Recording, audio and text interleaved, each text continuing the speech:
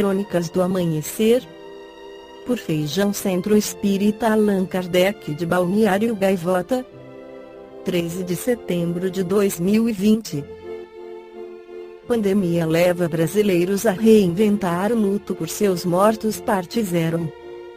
Muitos rituais milenários de luto e despedida dos mortos não podem ser realizados durante a pandemia de Covid-19. Atualmente, milhões de sobreviventes em todo o mundo estão enfrentando tal situação. No Brasil, onde, segundo dados oficiais, mais de 1% da população já foi infectada e 100 mil pessoas morreram por Covid-19, o Ministério da Saúde estabeleceu em março um novo protocolo de procedimentos funerários que, entre outras coisas, proíbe o velório tradicional. Normalmente, no Brasil há uma vigília por um dia com o caixão aberto, explica a antropóloga Andréia Vicente, da Universidade Estadual do Oeste do Paraná.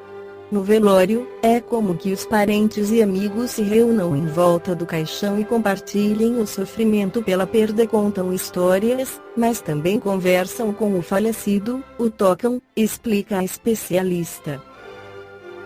Após 24 horas, um corpo deve ser enterrado no Brasil, a menos que haja razões forenses que se oponham a isso.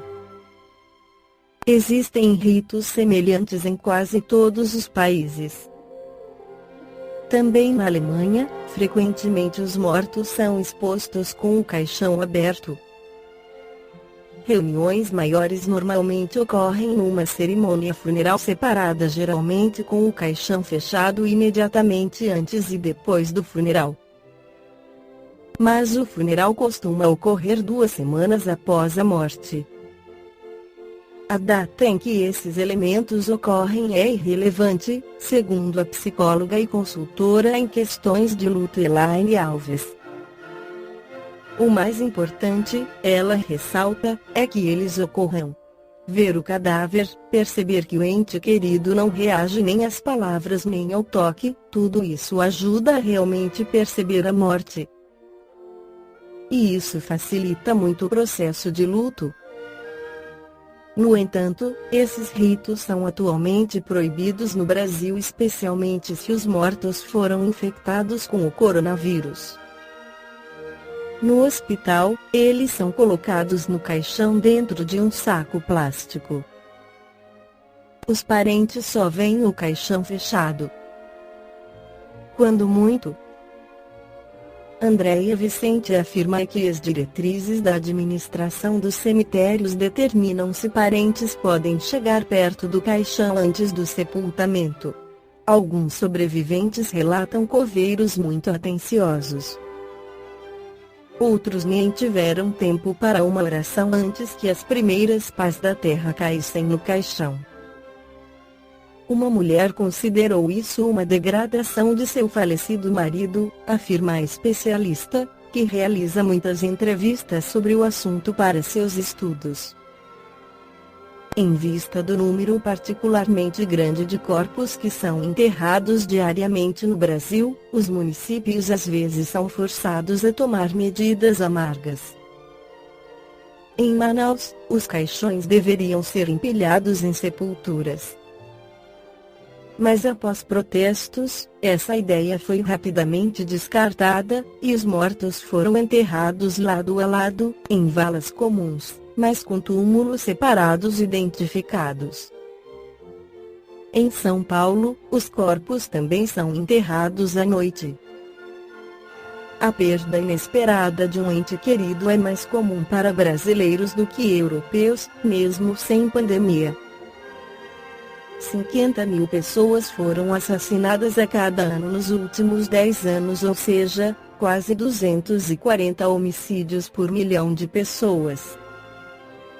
Na União Europeia, eles são menos de 10.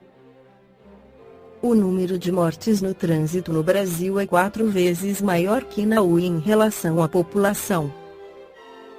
E por causa do sistema de saúde muitas vezes precário, mais pessoas morrem de doenças curáveis. Isso afeta em particular as camadas mais pobres da população, nas quais a Covid-19 também reivindica um número desproporcional de fatalidades. No entanto, a psicóloga Elaine Alves não acredita que isso crie certa rotina para lidar com a morte. A morte é algo a que ninguém se acostuma. Cada morte e cada sofrimento são individuais, especialmente em se tratando de parentes próximos ou amigos, diz. A antropóloga Andréia Vicente concorda. A morte de outra pessoa é tão difícil de suportar, entre outras coisas, porque também nos lembra de nossa própria mortalidade. Mas algo em que os brasileiros são craques é adaptação a mudanças e adversidades. No caso das restrições aos funerais, eles se beneficiam de sua afinidade com as novas mídias. Muitos usam Skype, WhatsApp e outros para fazer companhia a seus parentes isolados e doentes. E também para se despedir deles. Esse luto realizado antes da morte facilita muito o trabalho posterior de luto, avalia Elaine Alves. No entanto, a psicóloga prevê casos crescentes de sofrimento agravado e traumático, que muitas vezes levam a doenças fisiológicas como diabetes, doenças cardíacas e outras enfermidades. Doenças para as quais existe uma predisposição, então, surgem, ressalta. O perigo aumenta especialmente porque muitos dos afetados se encontram em isolamento social por causa da pandemia.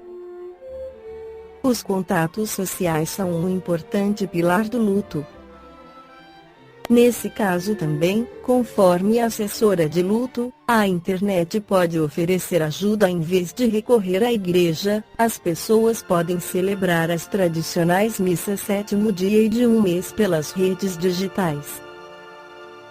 Uma celebração coletiva na internet também pode oferecer mais consolo, de acordo com Andréia Vicente. Ela sugere que os sobreviventes também contem histórias de seus mortos em páginas especialmente criadas na internet ou em grupos do Facebook. A celebração dos mortos da Covid-19, vítimas de um trauma coletivo, pode criar um senso de identificação com outros enlutados e ajudá-los a gerenciar melhor sua própria dor. No capítulo 23 do Evangelho segundo o Espiritismo, Allan Kardec esclarece o sentido desta passagem evangélica, e a outro disse Jesus: segue-me. E ele lhe disse: Senhor, permite-me que vá eu primeiro enterrar meu pai. E Jesus lhe respondeu: deixa que os mortos enterrem os seus mortos, e tu vai e anuncia o reino de Deus. Lucas, capítulo 9, versículos 59 e 60. O que podem significar estas palavras: deixa que os mortos enterrem os seus mortos? As considerações precedentes já nos mostraram, antes de tudo, que, na circunstância em que foram pronunciadas, não podiam exprimir uma censura àquele que considerava um dever de piedade filial ir sepultar o pai. Mas elas encerram um sentido mais profundo, que só um conhecimento mais completo da vida espiritual pode fazer compreender. A vida espiritual é, realmente, a verdadeira vida, a vida normal do espírito. Sua existência terrena é transitória e passageira, uma espécie de morte, se comparada ao esplendor e atividade da vida espiritual. O corpo é uma vestimenta grosseira, que envolve temporariamente o espírito, verdadeira cadeia que o prende à gleba terrena, da qual ele se sente feliz em libertar-se. O respeito que temos pelos mortos não se refere à matéria, mas, através da lembrança, ao espírito ausente. É semelhante ao que temos pelos objetos que lhe pertenceram, que ele tocou em vida, e que guardamos como relíquias. Era isso que aquele homem não podia compreender por si mesmo. Jesus lhe ensinou, dizendo: não vos inquieteis com o corpo, mas pensai antes no espírito, e de pregar o reino de Deus e de dizer aos homens que a sua pátria não se concentra na terra, mas no céu, porque somente lá é que se vive a verdadeira vida. Esta foi a crônica do amanhecer de 13 de setembro de 2020. Por Feijão Centro Espírita Allan Kardec de Balneário Gaivota. Que a paz esteja com todos.